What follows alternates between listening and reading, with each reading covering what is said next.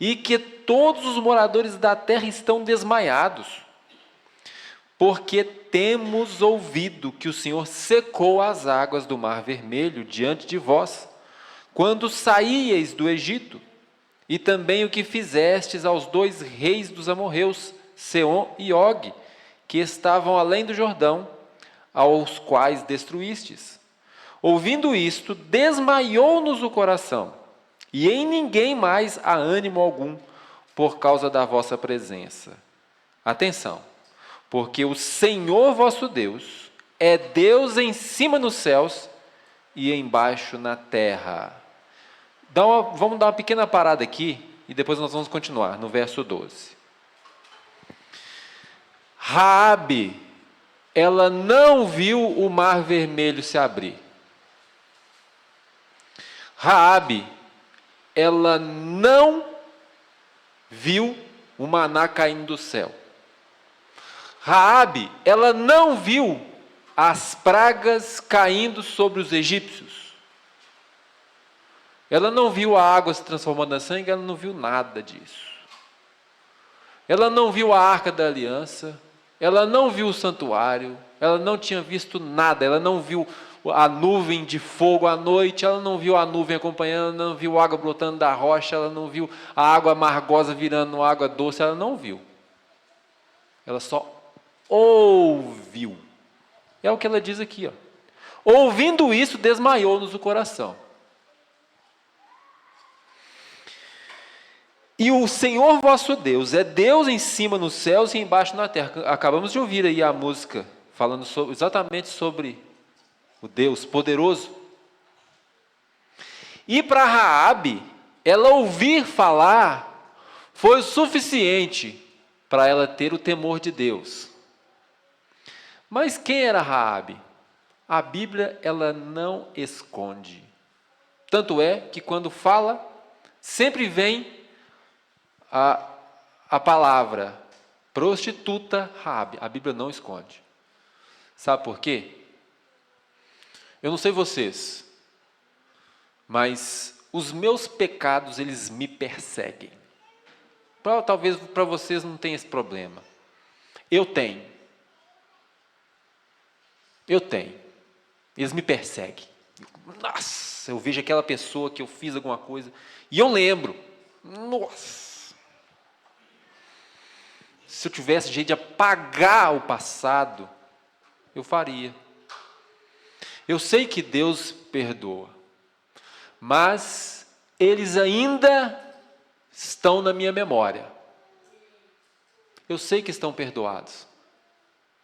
E Raabe, ela, apesar da sua vida passada, ela ainda confiou em Deus. E olha o verso 12.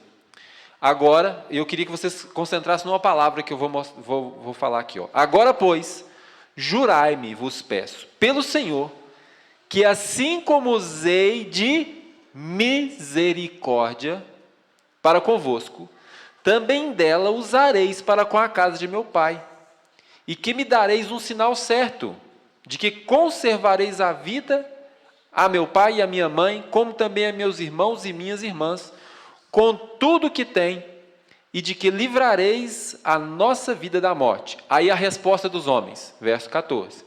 Então lhe disseram, a nossa vida responderá pela vossa, se não denunciardes a esta nossa missão. Será, pois, que dando o Senhor esta terra, usaremos contigo de misericórdia e fidelidade. Irmãos, o título, não sei se vocês lembram, eu disse, a misericórdia triunfa sobre o juízo. O que os israelitas estavam fazendo em Canaã? Eles estavam ali executando um juízo de Deus, porque a medida da iniquidade dos cananeus havia se enchido. A taça, porque tem a taça da iniquidade. A taça deles encheu. Eles tiveram 400 anos de oportunidade. E Deus fala com todos. Ah, mas ele não está ouvindo a palavra? Tá, sim. Todos vão ser julgados pelo aquele conhecimento que tiveram. Todos. Todos. E os cananeus ouviram. Eu não sei qual a forma que Deus usou, mas com certeza eles estavam cientes. E a taça da iniquidade deles estava cheia. E ali eles estavam para executar juízo. E Raabe era condenada como os cananeus. Só que aqui vem uma palavra, a misericórdia. A misericórdia. E nós vemos que Raabe, ela tinha uma característica importante. Ela conseguiu convencer todo mundo a entrar na casa dela e ficar lá, esperando, até o momento em que os muros caíssem. Se você chamar uma pessoa para ficar dentro da sua casa, porque é lá vocês vão ser salvos dentro da sua casa. Se você for uma pessoa chata, enjoada, não amável, você não vai conseguir trazer essas pessoas para perto de você, elas não vão acreditar em você. Para você acreditar numa pessoa e fazer o que ela está pedindo, para você fazer o que a pessoa está pedindo, você precisa amar. Porque senão você faz por um dia, 2 dias, você faz. Depois você não faz mais não. Mas quando você ama, você faz. E no caso, a sua família amava Raabe. Porque eles confiaram no que ela estava falando. E entraram na casa e foram salvos. Então nós vemos aqui que a misericórdia triunfou nesse momento. Mas irmãos, em Josué capítulo 7 aconteceu um juízo. Vamos lá. Josué capítulo 7, verso 21. E esse juízo aconteceu sobre Acã. Acã ele viu. Acã ele viu a glória de Deus, o Shekinah. Acã ele viu o maná caindo do céu. Acã ele viu água saindo da rocha. Acã ele viu milagres que aconteciam todos os dias. Ele via caindo maná sexta-feira dobrado, ele via que maná não caía no sábado. Ele viu, o Acã viu. Ele sabia do poder de Deus. Ele estava talvez próximo, talvez ele fosse criança, quando os filhos de Arão foram fulminados, porque entraram bêbados dentro do santuário. Talvez ele fosse uma criança, menos de 20 anos. Eu não sei, a Bíblia não fala. Mas irmãos, Acã viu o poder de Deus. E Deus havia dito, não é para pegar nada. E o que ele fez? Verso 21. Aliás, é 22 mesmo. Não, 21. Ele falando, quando vi entre os despojos uma boa capa babilônica e 200 ciclos de prata e uma barra de ouro do peso de 50 ciclos, cobicei-os e tomei-os, e eis que estão escondidos na terra, no meio da minha tenda, e a prata por baixo. Compara agora Raabe com Acã. Eu disse e vou repetir. Raabe, ela não viu os milagres, ela não conhecia os textos, ela não conhecia a lei, ela não conhecia nada. Ela só ouviu falar do poder de Deus e para ela foi suficiente para ter o temor de Deus. Acã viu tudo isso, viu o poder de Deus manifestando e ele não tinha temor. Então não é porque você frequenta a igreja, não é porque você conhece a Bíblia, não é porque você sabe os textos de cor, não é porque você estuda o Espírito de Profecia, não é porque você é líder de igreja, não é por nada disso. Temor de Deus é uma escolha que você faz a partir do momento em que você vê a manifestação de Deus. Você faz uma escolha. E aqui, irmãos, o que aconteceu com Acã e a sua família? Está aí, no verso 25. Então todo Israel o apedrejou, e depois de apedrejá-los, queimou-os. Então, irmãos, olha só. Existe o juízo de Deus, aqui foi uma ordem de Deus. O juízo de Deus aconteceu sobre Acã. Acã era descendente de Israel. Ele era do povo escolhido, mas o juízo caiu sobre ele. E Raabe, a prostituta, ela teve a misericórdia. Então, irmãos, observe bem, não é o conhecimento que vai te salvar da condenação. E Deus, Ele quer ter misericórdia. O que Ele mais deseja é dar a misericórdia. O que Ele mais deseja é estender a misericórdia. Olha o que está escrito em Tiago, capítulo 2, verso 13, que é justamente o título da mensagem dessa noite. Tiago, capítulo 2, verso 13.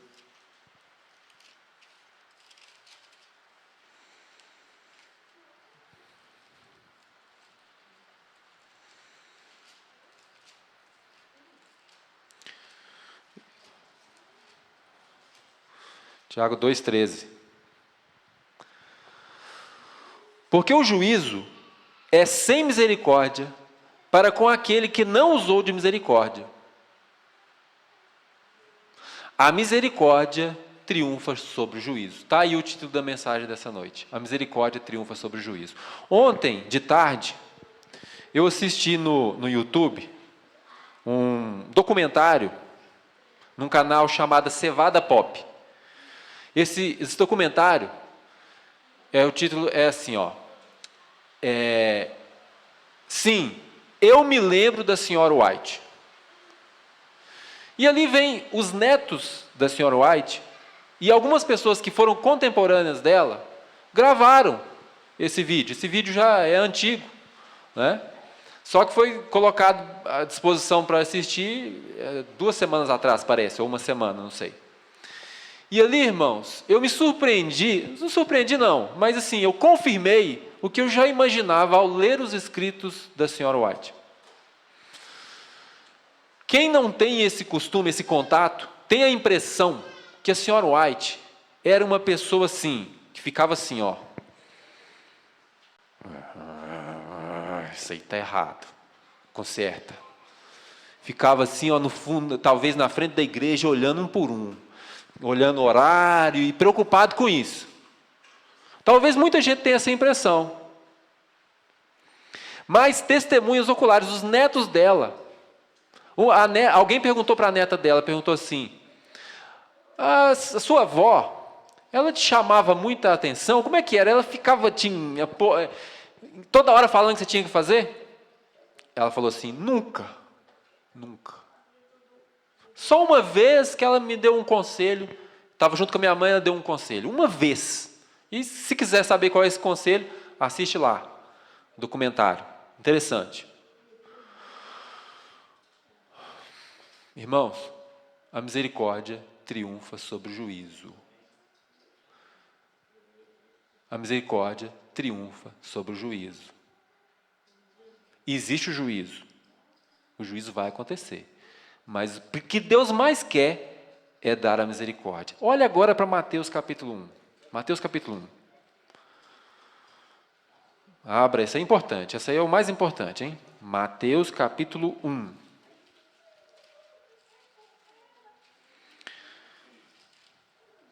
Mateus capítulo 1. Uma vez eu ouvi alguém pregando, numa igreja pequenininha, lá em Belo Horizonte.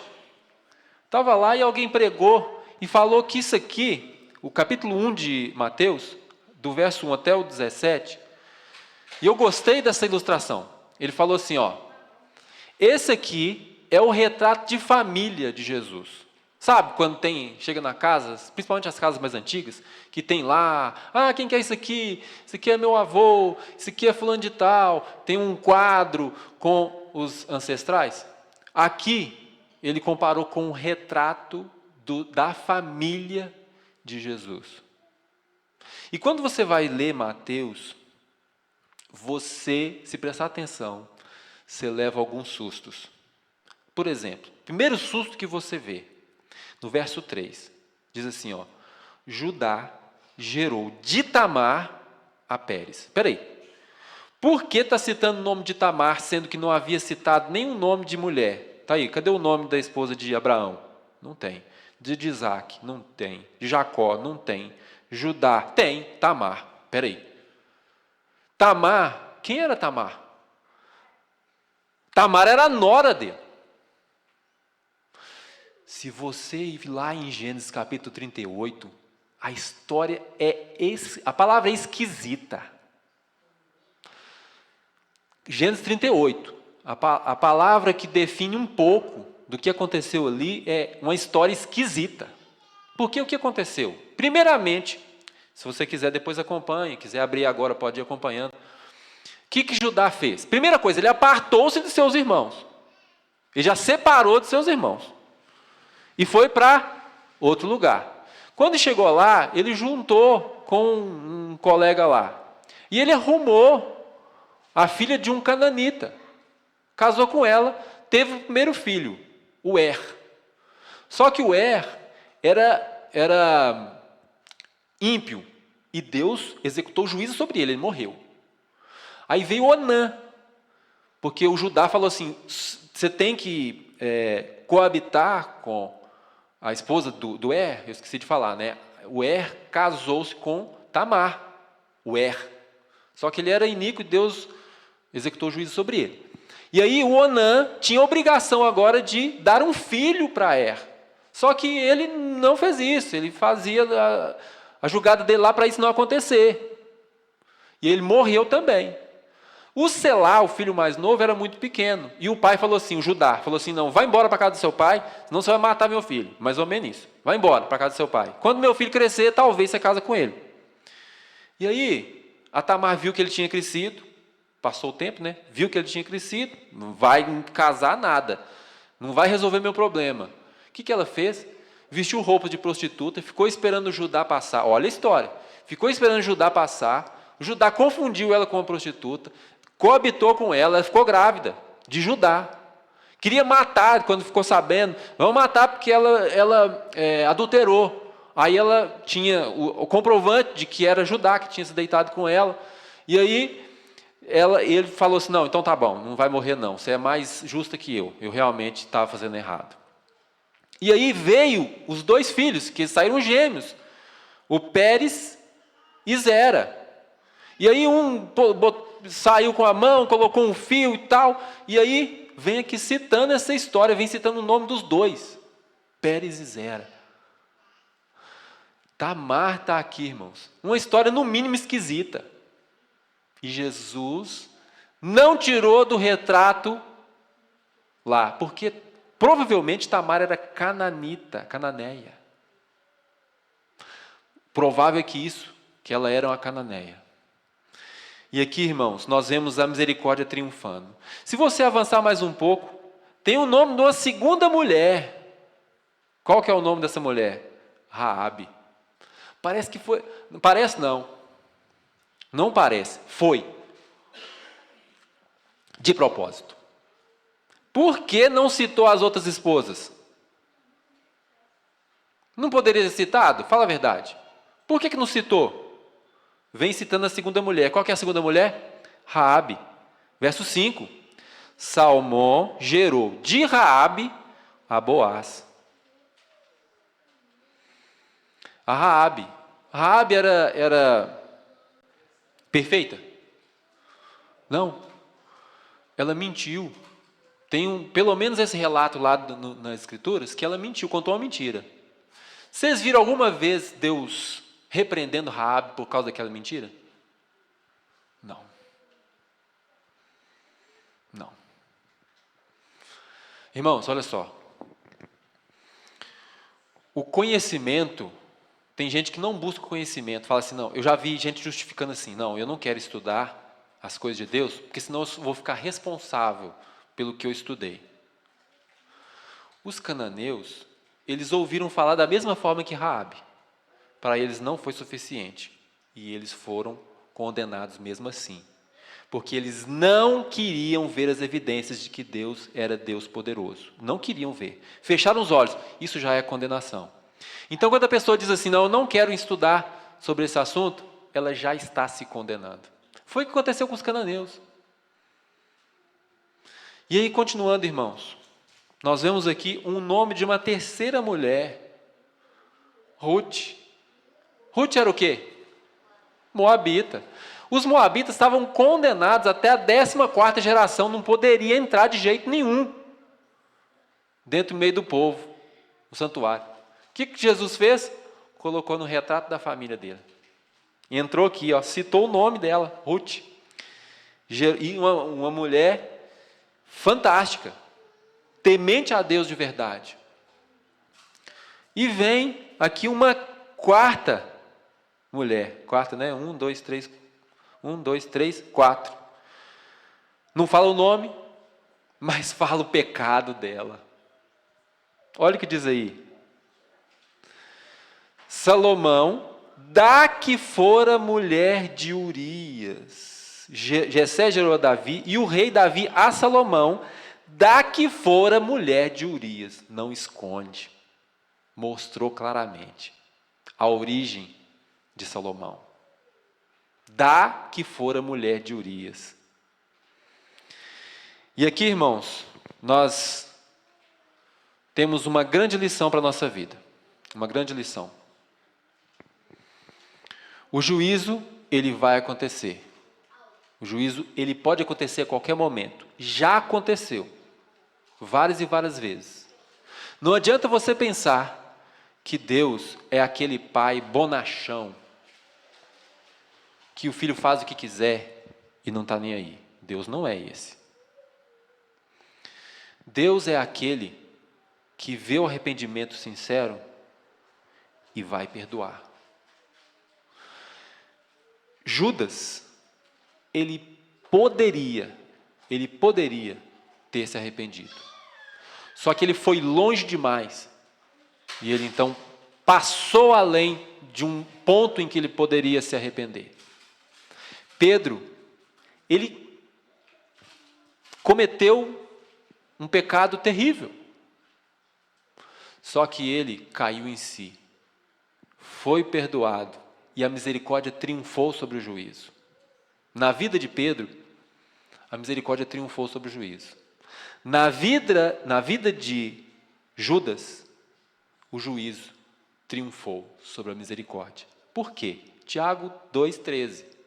O juízo é sem misericórdia para quem não teve misericórdia.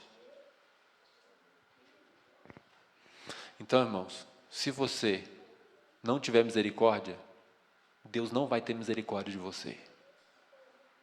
Como diz a oração do Pai Nosso? Pai, perdoa as nossas dívidas, assim como nós temos perdoado aos nossos devedores.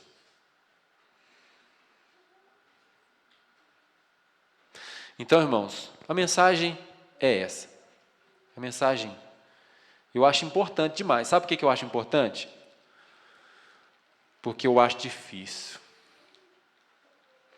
Tem muita gente que hoje fala assim, nossa, hoje acabou. Esse negócio de lei acabou. Agora é só amar. É só amar o próximo. Essa pessoa não sabe o que está falando, não. Não sabe o que está falando. Se ela souber, ela está certa. Sabia que essa pessoa está certa?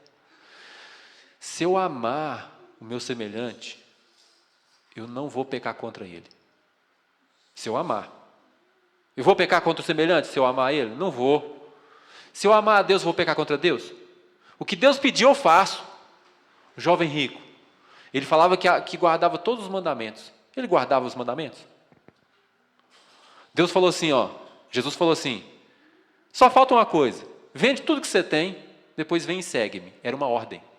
Era um mandamento. Ou não era um mandamento? Era um mandamento. E o jovem rico fez o quê? Não vou obedecer. Tem gente que escolhe os mandamentos que vai obedecer a Deus. Deixa eu ver. Essa história aqui é legal, isso aqui eu gosto, essa aqui eu sigo. Aí chega a outra, não, essa aqui não dá não. Essa aqui é legal, essa aqui eu gosto. Não é assim não, irmãos. Os mandamentos, obedecer a Deus é igual o marido que ama a esposa, quando está apaixonado, né? Os primeiros meses, aquela paixão, a pessoa começou a namorar, está aquela paixão, aquela coisa doida que vai no telefone, conversa 3 horas. Eu era assim, eu conversava 3 horas no telefone, que é a coisa maluca. Quando o caboclo está apaixonado, ele vai longe, ele anda quilômetros, ele o que for. Ah, tem que mudar para outra cidade. Muda, não muda? Muda. Tem que mudar, muda. Ah, tem que fazer. Faz. É a mesma coisa com Deus.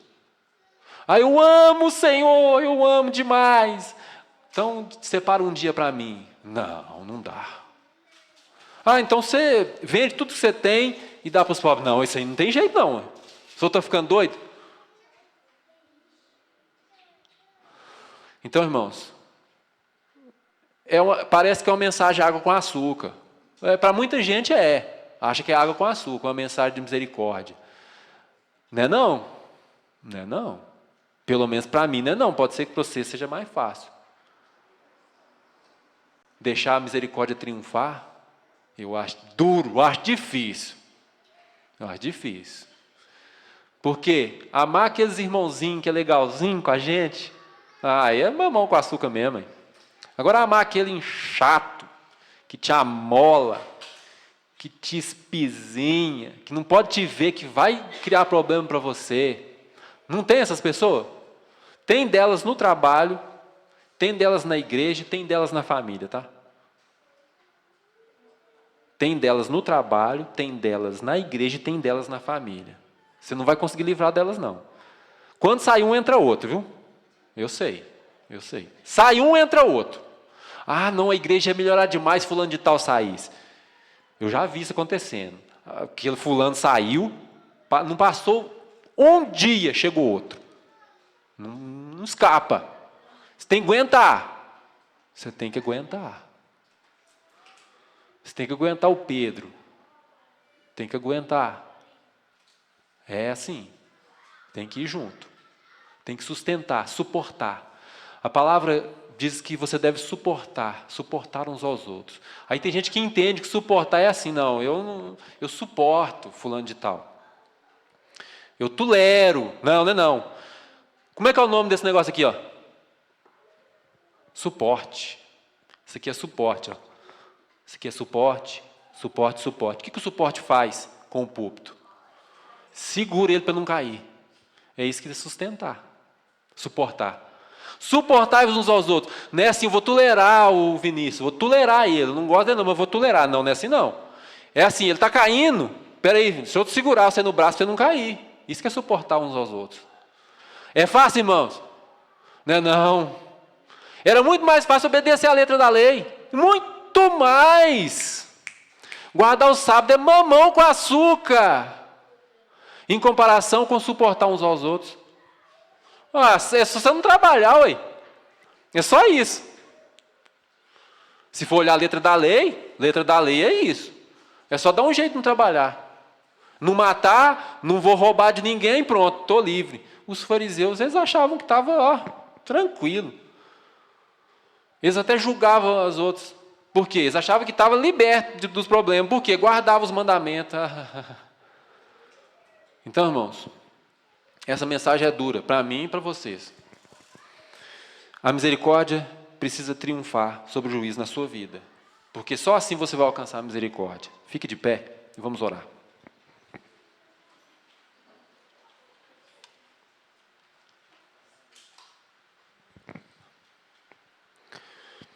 Querido Pai Celestial, nós ouvimos, Senhor, a Tua palavra, ouvimos histórias que realmente nos fazem pensar. Visualizamos, Senhor, em nossa mente o retrato da casa do Senhor, a família, a genealogia do Senhor Jesus, pessoas que foram alvo da misericórdia, Senhor, pessoas que não tinham mérito nenhum, pessoas falhas, pecadoras, mas que foram alcançadas pela graça e pela misericórdia. Nós, Senhor, somos essas pessoas que precisamos ser alcançadas pela misericórdia. Quantas e quantas vezes, Senhor, nós aproximamos do Senhor e vemos quão maligno é o nosso coração, Que miserável homem que sou! Quem me livrará do corpo dessa morte? A única segurança, a única coisa que nos sustenta é confiar que o Senhor nos perdoa e que a misericórdia vai nos alcançar também, Senhor. Para isso, Senhor, nos ajude a estender a misericórdia para o nosso próximo, suportá-lo, ajudá-lo em suas dificuldades, em suas lutas, abandonar nosso eu orgulhoso, abandonar e passar realmente a amar como o Senhor nos amou. Te pedimos essa bênção, que é uma bênção que nós precisamos lutar por ela a vida toda. Nos ajude nessa luta, em nome de Jesus. Amém. Deus abençoe e até a próxima reunião, se Deus assim nos permitir.